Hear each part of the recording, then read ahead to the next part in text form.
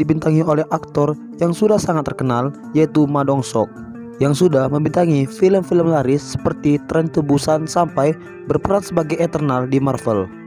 Film ini berjudul The Villagers. The Villagers menceritakan seorang gadis yang mencari sahabatnya yang hilang, yang akhirnya dibantu oleh seorang guru baru untuk menemukan sahabatnya. Lantas, apakah gadis itu dapat menemukan sahabatnya? Tanpa banyak spoiler, kita langsung masuk ke alur ceritanya. Scan di awal diperlihatkan seorang wanita yang sedang berjalan di tengah malam. Wanita itu sepertinya dijemput oleh sebuah mobil. Scan pun berpindah dengan diperlihatkan seorang pria yang bernama Ki-chul. Ki-chul ini terlihat protes karena muridnya yang merupakan juara tinju tidak mendapatkan apa-apa kecuali hanya piala kosong. Seseorang di tempat itu sok-sokan menantang Ki-chul berduel dengan gaya songongnya, namun dapat dihabisi dengan easy oleh Ki-chul. Karena tidak mendapat penghasilan dari melatih tinju, Ki-chul pun pergi ke kota untuk menjadi guru. Namun tiba-tiba di dalam perjalanan banyak kempes. Saat dia turun, dia melihat selebaran kertas bertuliskan gadis hilang. Dan ternyata orang hilang ini merupakan gadis yang ada di scan awal tadi.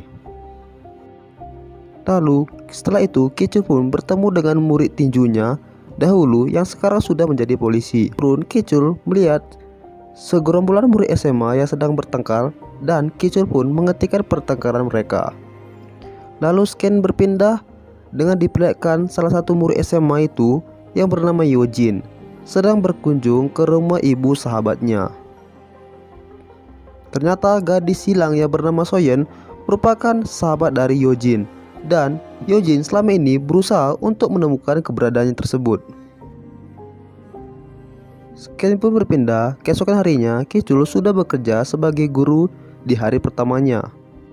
Setelah perkenalan singkat di kantor guru, dia pun ditugaskan untuk meminta SPP kepada para murid yang belum membayar. Dia pun mendapat saran dari guru seniornya jika meminta SPP sebaiknya di kantin, karena saat jam istirahat murid-murid biasanya berkumpul di kantin. Setelah mencari kesana kemari di kantin, akhirnya dia pun menemukan gadis yang ia cari, dan ternyata gadis itu adalah Yojin. Ki-chul pun mengatakan kepada Yojin bahwa dia harus segera melunasi SPP-nya, jika tidak, kemungkinan dia tidak akan bisa mengikuti ujian. Yojin pun ketus dengan menjawab bahwa dia tidak peduli. Lalu diperlihatkan Yojin mendatangi guru BP untuk mengatakan tentang hilangnya Soyeon. Namun seolah guru BP itu tidak peduli tentang hilangnya Soyeon. Dan sehabis pulang sekolah, Ki-chul ternyata sedang memainkan permainan tangkap boneka. Anjir, tampang sangar tapi permainannya tangkap boneka-boneka. Anjir. Dia pun sangat gembira saat berhasil mendapatkan boneka yang dia cari. Lalu saat asik bermain boneka, dia pun melihat Yojin dan dia memutuskan untuk mengikuti Yojin. Namun saat asik mengikuti Yojin, Ki-chul pun terhalang dengan gerombolan orang yang sedang mendengar seseorang pejabat di kota tersebut yang sedang kampanye. Pejabat tersebut bernama Kim Tae. Lalu diperlihatkan Yojin memasuki sebuah klub untuk bertanya keberadaan Soyeon.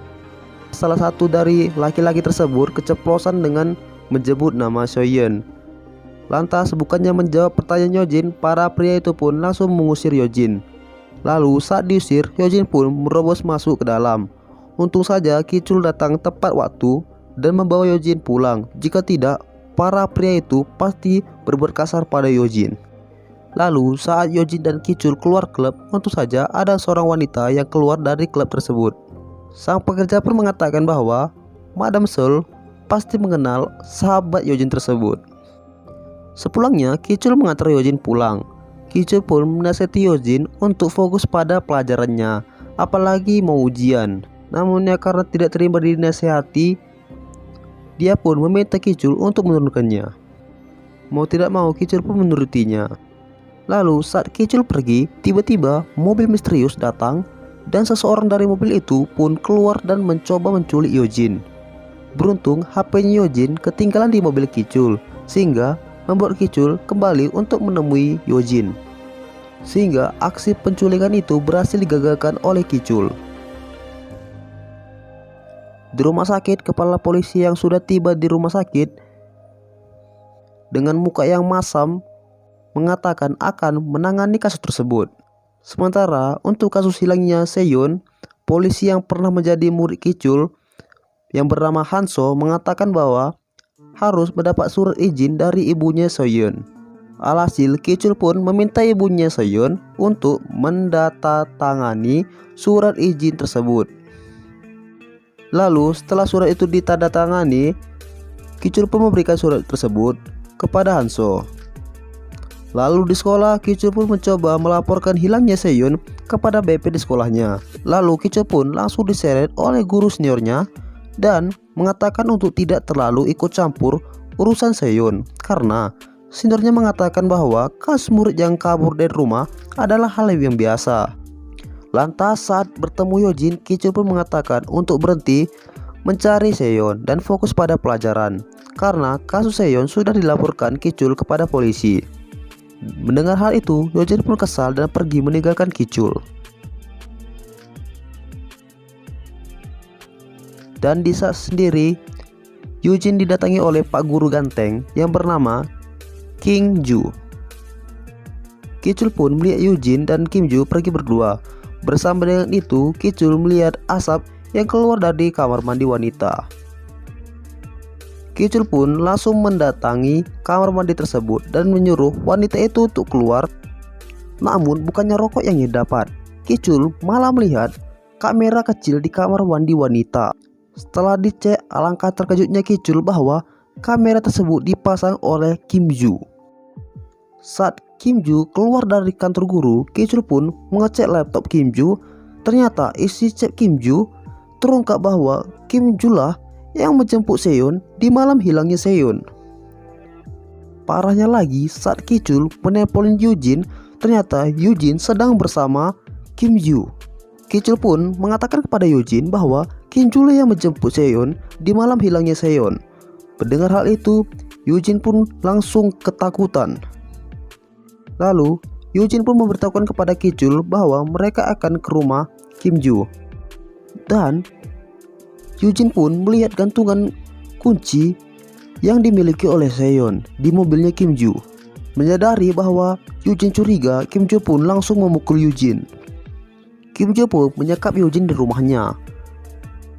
Yojin semakin ketakutan apalagi melihat barang-barang Seon berada di rumah Kim Ju. Beruntung tepat pada waktunya Kicul datang dan langsung menerobos masuk ke rumah Kim Ju. Kicul pun langsung menghajar Kim Ju di saat itu juga. Setelah mengajar Kim Ju, Kicul pun bertanya tentang keberadaan Seon. Kim Ju mengaku memang benar dia yang menjemput Seon di hari Seon hilang. Namun di tengah perjalanan, Seon meminta diturunkan di dekat pom bensin. Setelah itu dia meninggalkan Seon dan Kim Ju bersumpah tidak berbuat apa-apa kepada Seon.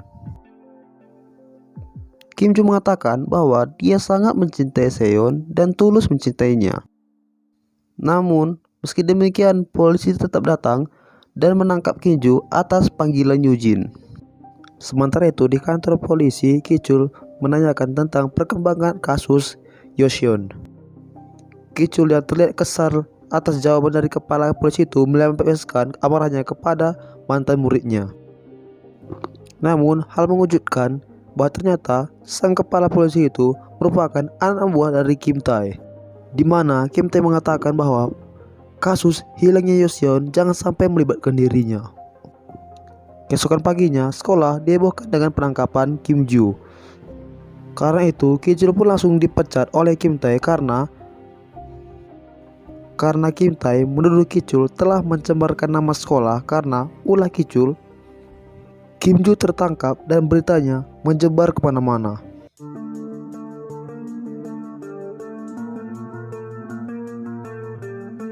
Sebelumnya saya mohon maaf jika pembahasannya tidak sampai tuntas. Itu diakibatkan naskah yang saya tulis tiba-tiba hilang guys.